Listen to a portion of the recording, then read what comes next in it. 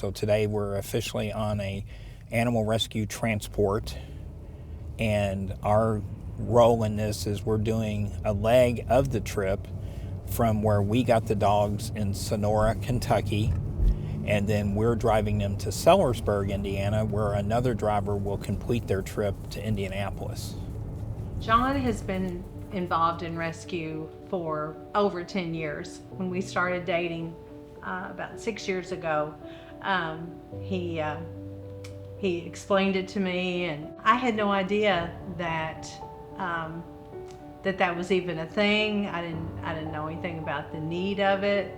I just started going, and the first time I went, I was just amazed. If someone kind of asks me about hobbies or what I do on the weekends or something, then I'll kind of mention that while I'm involved in animal rescue activities. And then they'll ask, well, what are you doing in it? And I said, well, I actually drive them from one place to another to give them a better opportunity to be adopted. And then hopefully, if you have time to speak with someone, they'll ask you more about it. And then that's when I tell them the whole thing, that there's a whole network of people, that the transporters are just one piece of a very large puzzle that has to happen for animals in need to be saved. The puppies that we're driving today that are in a transporting crate behind me are named Laney and Dolly, and Brooks is the boy. If these dogs weren't found by a rescue and made available for transport, many of them die, sadly, because many of the dogs that we drive have been found even on the side of the road inside of a box in this cold weather. To explain to people, my hope is not to have any focus on me, because everybody will say, well, you're such a nice guy to do that and everything. My focus is trying to get more people involved. If I get one more person involved than myself, then that's more dogs that we can save and more animals we can help. For this particular transport today, we're driving from New Albany to Sonora, Kentucky, and then we're going to be dropping them off in Sellersburg. So our participation in this is roughly around 2 hours. I've had transports since I've been doing this for nearly 11 years. I've had transports I've driven as many as 600 to 700 miles in one day for one or more dogs. We spend a lot of quality time in the van. When you're stuck with me in a van for 3 hours and me singing to the dogs and talking about all kinds of crazy subjects, hopefully that's part of the way I've won her heart. Being able to do something that's totally away from your day-to-day craziness, it's always been relaxing for me. It's probably some of the biggest decisions I've made in my life in the last 10 years have been made because I had time to think about it on a long transport. So that's different people do it for different reasons, and but for me, it's probably saved my life in many ways because it's gave my life a purpose that it didn't have at the time when I really wanted a purpose. So my hope is that my retirement from transporting, even though I enjoy it immensely and it's such a huge part of my life, but if I wasn't needed tomorrow anymore because the need was, we adopted every dog out and we weren't needed, that would be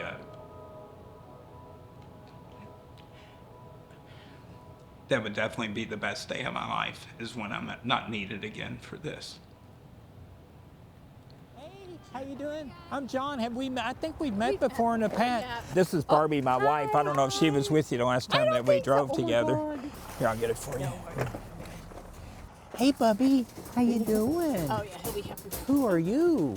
He's another black lab. He is. You're gonna have a good time watching these puppies. I'll go do gate duty. The last time I drove, Mike Reed has been meeting me a lot. Yes. And he has I hope he gets back into it. He had a bad back for a while. I wondered, because I always see Mike, yeah. Yeah, so he usually meets me here or Scottsburg. Yeah. These dogs came from Tennessee. Oh, yeah, okay. Oh my goodness. Hey, Bubby.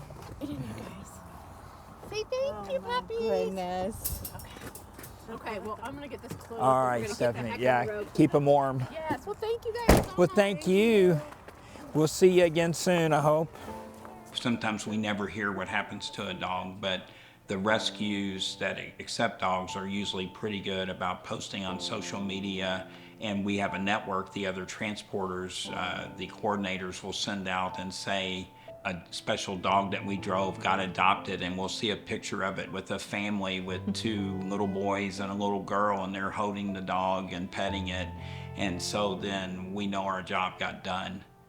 My biggest thing is to think about adopting from a shelter before buying.